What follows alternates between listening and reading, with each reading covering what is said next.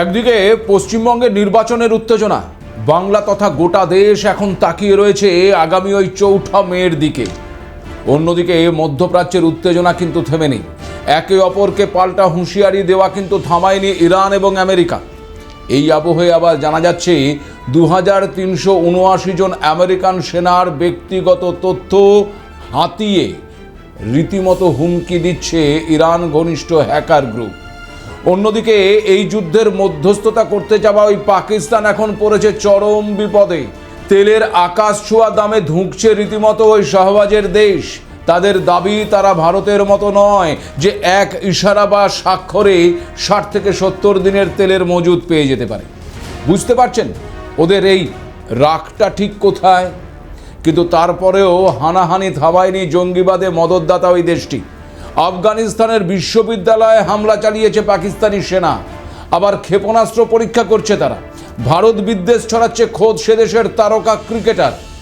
আর ঠিক এই সময়ে ওই বাওহালপুরে রহস্যজনকভাবে মৃত্যু হয়েছে জৈশ কমান্ডারের। বাংলাদেশেও জঙ্গি হানার ছক কষা হচ্ছে। শেষমেশ কোথায় গিয়ে থামবে এই পাকিস্তান? একদিকে ইরানের পাশে, আবার অন্যদিকে গোপনে আমেরিকাকে সাহায্য করে কি ক্রমশই ফাঁস হয়ে যাচ্ছে ওই পাকিস্তানের দ্বিমুখী নীতি? আর সে কারণেই কি এবার ওই পাকিস্তানের সঙ্গ ত্যাগ করতে চাইছে আরব আমিরশাহী? পাকিস্তানের সঙ্গে কি এবার হাত মেলাবে নেপাল? নমস্কার, আপনারা দেখতে শুরু করেছেন এডিটার্স ডায়েরি। আমি ভাস্কর দত্ত আরও একটি নতুন এপিসোডে আপনাদেরকে স্বাগত জানাই। 2026 বঙ্গের বিধানসভা নির্বাচন মোটামুটি নির্বিঘ্নেই সম্পন্ন হয়েছে। তবে ভোটের রেজাল্ট ঠিক কী হবে সেই নিয়ে কিন্তু এখন প্রত্যেকের মনেই কাজ করছে এক চরম উত্তেজনা।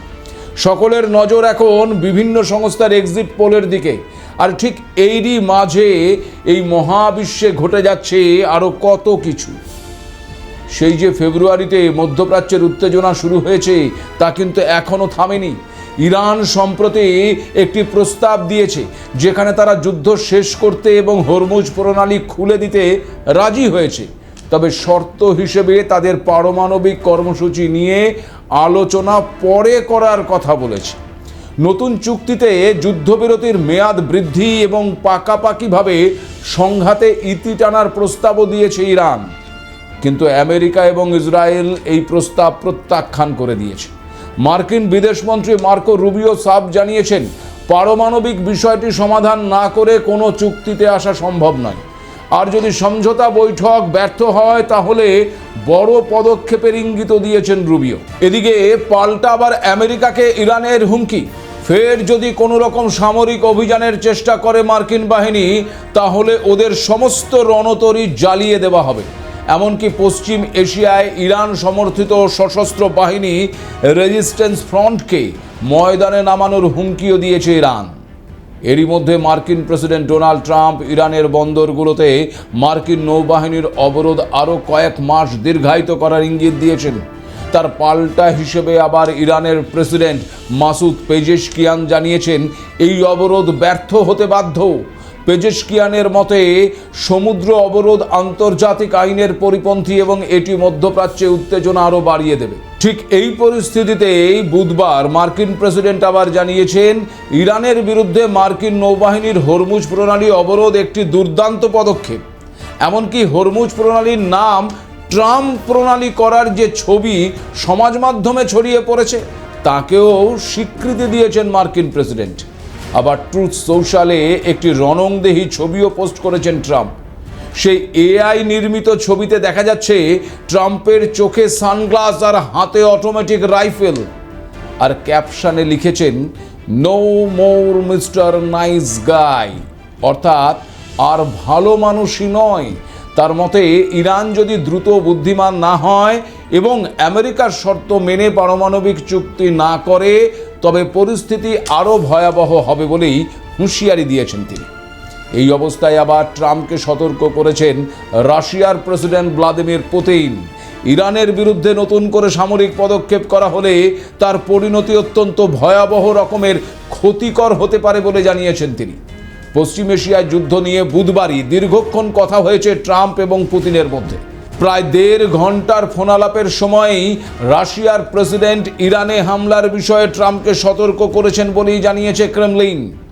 রাশিয়ার মতে মধ্যপ্রাচ্যে নতুন কোনো যুদ্ধ শুরু হলে তা পুরো বিশ্বের নিরাপত্তা এবং জ্বালানি সরবরাহকে একেবারে খাদের কিনারায় ঠেলে দেবে।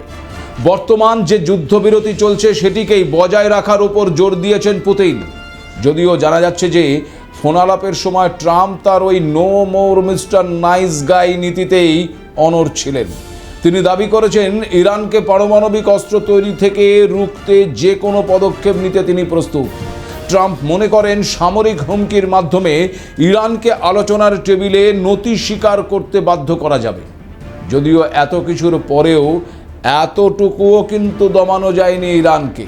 উল্টে আমেরিকার 2000-এরও বেশি সেনাবাহিনীর একেবারে ব্যক্তিগত তথ্যই নাকি হাতিয়ে নিয়েছে ইরানের হ্যাকাররা। সংবাদ মাধ্যম দ্য ওয়াল স্ট্রিট জার্নাল সূত্রেই জানা যাচ্ছে যে মার্কিন সেনাদের তথ্য হাতিয়ে নিয়েছে হান্ডালা নামে একটি হ্যাকার গ্রুপ। ইরানের সরকারি সাইবার ইউনিটের সঙ্গে এই হ্যাকাররা যুক্ত বলে অনেকে মনে করছেন। ইতিমধ্যেই পশ্চিম এশিয়ার মোতায়েন ইউএস মেরিনের সদস্য 2379 জন সেনার তথ্য হাতিয়ে নিয়েছে ওই হ্যাকাররা। হ্যাকাররা আবার দাবি করেছে যে তারা সেনাদের নাম, পরিচয়, দৈনন্দিন রুটিন, এমনকি তাদের পরিবারের সদস্যদের বিস্তারিত তথ্য এবং বাড়ির ঠিকানাও হাতিয়ে নিয়েছে। হ্যাকাররা শুধু তথ্য চুরি করেই ক্ষান্ত হয়নি, অনেক মার্কিন সেনার ফোনে, হোয়াটসঅ্যাপে বার্তার মাধ্যমে রীতিমতো হুমকিও পাঠিয়েছে। সেখানে লেখা ছিল যে তাদের ওপর নজর রাখা হচ্ছে এবং খুব শীঘ্রই তাদের ড্রোন বা মিসাইল দিয়ে টার্গেট করা হবে। পেন্টাগন ইতিমধ্যেই এই ঘটনার তদন্ত শুরু করেছে। এই সাইবার হামলাকে বিশেষজ্ঞরা ইরান এবং আমেরিকার মধ্যে চলমান এই সংঘাতের একটা নতুন এবং বিপজ্জনক ডিজিটাল ফ্রন্ট হিসেবেই দেখছেন।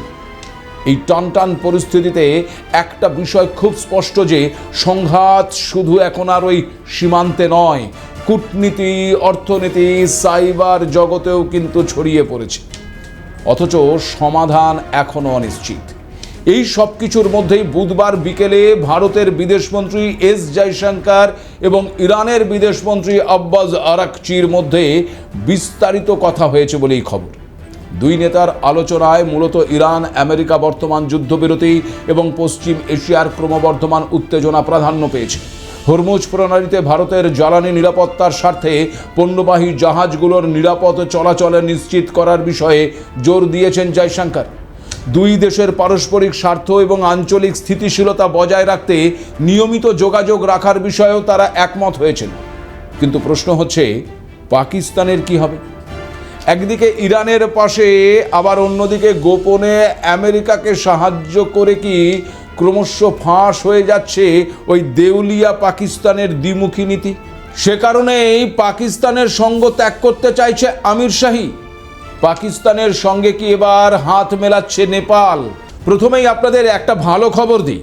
বুধবার পাকিস্তানের বাওভালপুরের নিষিদ্ধ জঙ্গি সংগঠন জৈশে মোহাম্মদের একজন শীর্ষস্থানীয় কমান্ডারের রহস্যজনকভাবে মৃত্যু হয়েছে। নিহত সেই জঙ্গি নেতার নাম মৌলানা সালমান আজহার।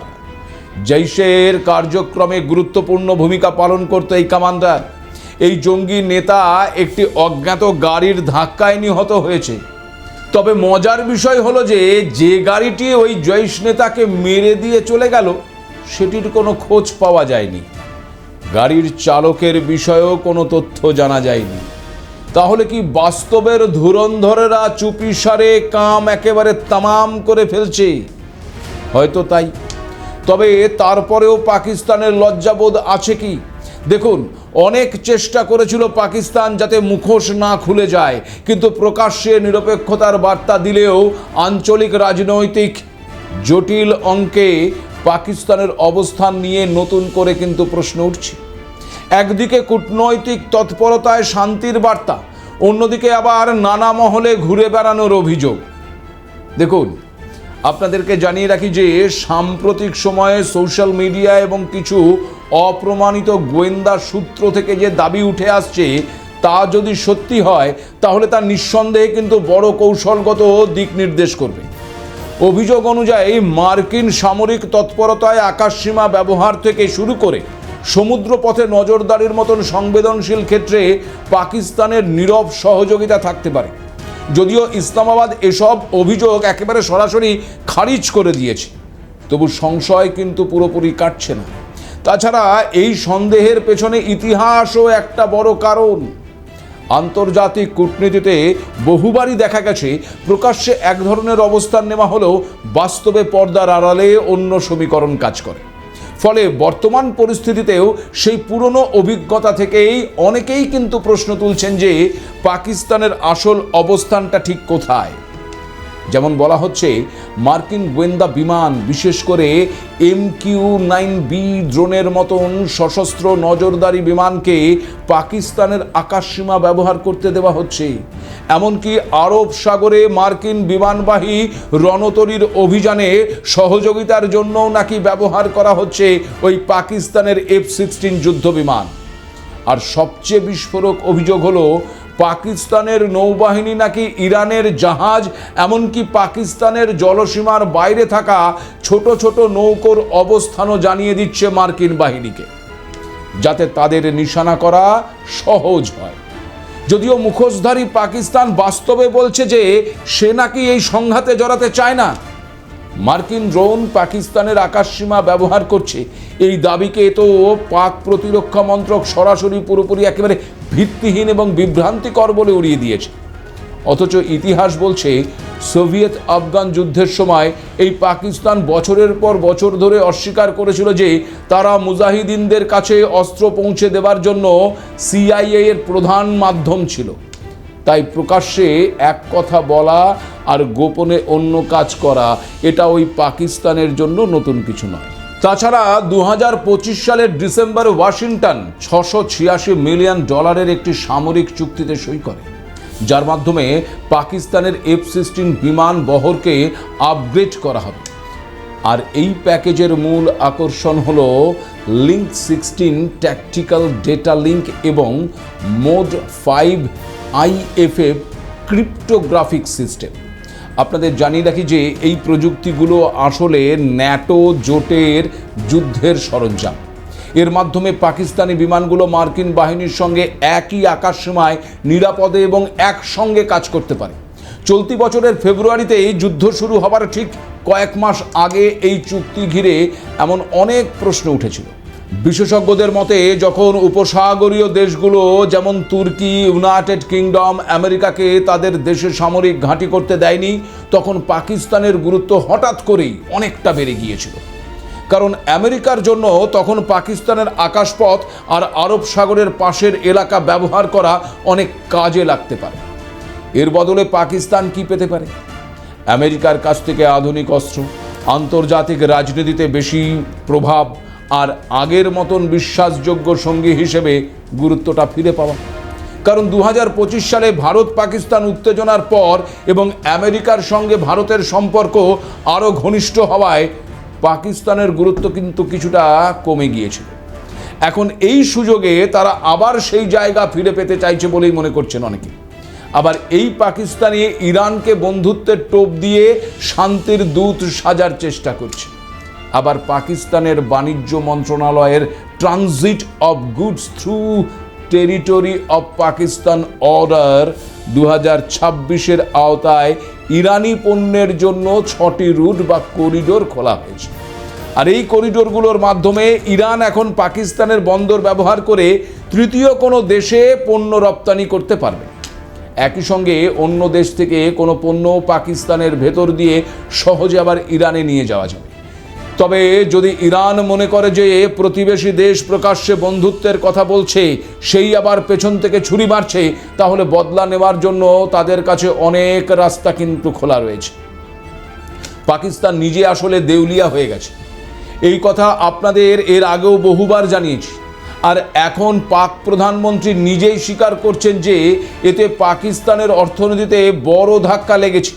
সবচেয়ে বড় সমস্যা হয়েছে তেল নিয়ে। আগে যেখানে পাকিস্তানের তেলের আমদানিতে প্রায় $300 মিলিয়ন খরচ হতো, এখন সেটা বেড়ে গিয়ে প্রায় $800 মিলিয়ন হয়ে গেছে। মানে খরচ প্রায় 2.5 গুণ বেড়ে গেছে। এর ফলে কি হচ্ছে? তেলের দাম হঠাৎ করে বেড়ে যাওয়ায় পুরো অর্থনীতি একেবারে চাপের মধ্যে পড়েছে। আর এর সরাসরি প্রভাব পড়ছে কিন্তু পাকিস্তানের সাধারণ মানুষের ওপর। ইতিমধ্যেই সেই দেশে জ্বালানির দাম প্রায় 42% পর্যন্ত বেড়ে গেছে। ফলে পরিবহন খরচ, নিত্য প্রয়োজনীয় জিনিসের দাম সব কিছুই কিন্তু হু হু করে বাড়ছে। আর সাধারণ মানুষের জীবন আরও কঠিন থেকে কঠিনতর হয়ে উঠছে। সব থেকে মজার বিষয় হলো, যুদ্ধের বাজারে রান্নার গ্যাসের সিলিন্ডার যখন অপ্রতুল, সেই সময় এক ধরনের প্লাস্টিকের বেলুনের মাধ্যমে ওই বিপজ্জনকভাবে গ্যাস ভরে রাখছে ওই পাকিস্তানের নাগরিকদের একাংশ। বিশেষ করে অভিযোগ উঠছে করাচির এক শ্রেণীর বাসিন্দাদের বিরুদ্ধে। এটা বোধহয় পাকিস্তানেই সম্ভব। আবার জ্বালানি মজুদ বিষয়ে পাকিস্তানের বেহাল দশা নিয়ে কথা বলতে গিয়ে ভারতের প্রসঙ্গেও শোনা গেছে পাক পেট্রোলিয়াম মন্ত্রীর মুখে। পাক পেট্রোলিয়াম মন্ত্রী পারভেজ মালিক এ প্রসঙ্গে বলেছেন, আমাদের কোনো তেলের মজুত নেই, আমরা বাণিজ্যিক মজুতের ওপর নির্ভর করে চলি। আমরা ভারতের মতো নই, যারা এক ইশারা বা স্বাক্ষরেই 60 থেকে 70 দিনের তেলের মজুত পেয়ে যেতে পারে। অর্থাৎ বুঝতেই পারছেন, তারাও জানে যে ভারতের অবস্থান তাদের চেয়ে অনেক উঁচুতে। পাক পেট্রোলিয়াম মন্ত্রীর এই মন্তব্যই কিন্তু তার প্রমাণ। এই আবহে পাকিস্তানের চাপ বাড়িয়ে দীর্ঘ 59 বছর জোটের সদস্য থাকার পর তেল উৎপাদনকারী দেশগুলোর শক্তিশালী জোট ওপেক এবং ওপেক প্লাস থেকে বেরিয়ে যাবার চূড়ান্ত সিদ্ধান্ত নিয়েছে সংযুক্ত আরব আমিরশাহী।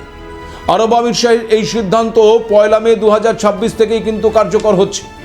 বিশেষজ্ঞরা বলছেন, আমিরশাহী এখন ওপেক নিয়ন্ত্রণ মুক্ত হয়ে নিজেদের তেলের উৎপাদন বাড়াবে এবং অর্থনীতিকে বহুমুখী করে তুলবে। এই পরিবর্তনের প্রক্রিয়ায় যদি সেখানে অভিবাসী শ্রমিকদের নিয়োগের ধরনের কোনো পরিবর্তন আসে, তবে পাকিস্তানের রেমিটেন্সে নেতিবাচক প্রভাব পড়তে পারে। আর পাকিস্তান প্রায়ই তেলের দাম পরিশোধে ছাড় বা ওই বিলম্বিত পেমেন্টের সুবিধে পায়। এখন আমিরশাহী জোট থেকে বেরিয়ে গেলে তারা সম্পূর্ণ বাণিজ্যিক ভিত্তিতে তেল বিক্রি করতে পারে, যা পাকিস্তানের ভঙ্গুর বৈদেশিক মুদ্রার রিজার্ভের ওপর বাড়তি চাপ সৃষ্টি করবে। অন্যদিকে আমিরশাহীর এই সিদ্ধান্তের সবচেয়ে বেশি লাভবান হতে চলেছে ভারত, এমনটাই কিন্তু মনে করছে আন্তর্জাতিক বাণিজ্যিক বিশ্লেষকরা। কারণ বাজারে আমিরশাহীর তেলের যোগান বাড়লে বিশ্ববাজারে তেলের দাম কমবে, ফলে ভারতের আমদানি খরচ কমবে এবং অভ্যন্তরীণ মূল্যবৃদ্ধি নিয়ন্ত্রণে আসবে বলেই মনে করছেন বিশ্লেষকরা। তবে পাকিস্তানের আমজনতা খেতে না পেলেও মঙ্গলবার ফতেহ 2 ক্ষেপণাস্ত্রের আবার সফল পরীক্ষা করেছে ওই পাকিস্তান।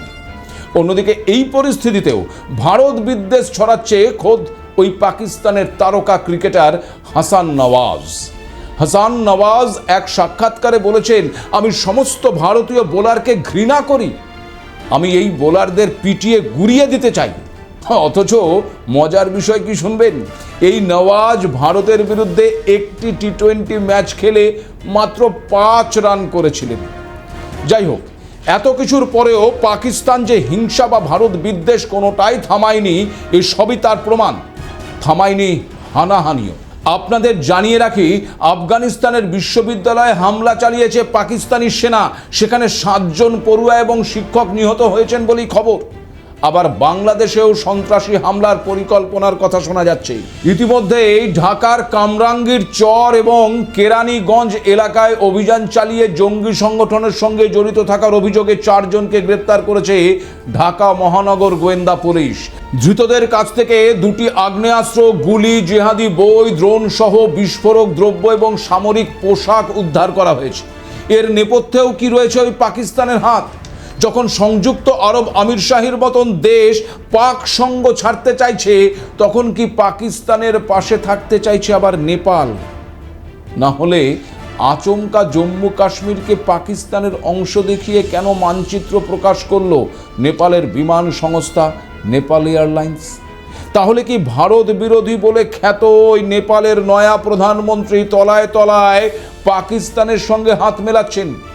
যদিও পরবর্তীতে ছবিটি রীতিমতো সরিয়ে নিয়ে ক্ষমাও চেয়ে নিয়েছে নেপালের রাষ্ট্রায়ত্ত ওই বিমান সংস্থাটি, কিন্তু তারপরেও সন্দেহ কিন্তু থেকেই যাচ্ছে। কারণ এই মুহূর্তে পরিস্থিতি যে পরিমাণ সংবেদনশীল হয়ে রয়েছে বিশ্বের ভূ রাজনৈতিক সমীকরণ, তাতে এই মুহূর্তে অত্যন্ত সতর্কতার সঙ্গেই কিন্তু প্রতিটি পদক্ষেপ ফেলতে হবে ভারতকে। এখন আগামীতে এই ঘটনা কোন দিকে কোন খাতে মোড় নেয় সেদিকে কিন্তু আমাদের নজর থাকবে, আর আপনাদের নজর থাকুক এডিটরস ডায়েরির দিকে। আজ এ পর্যন্তই, নমস্কার।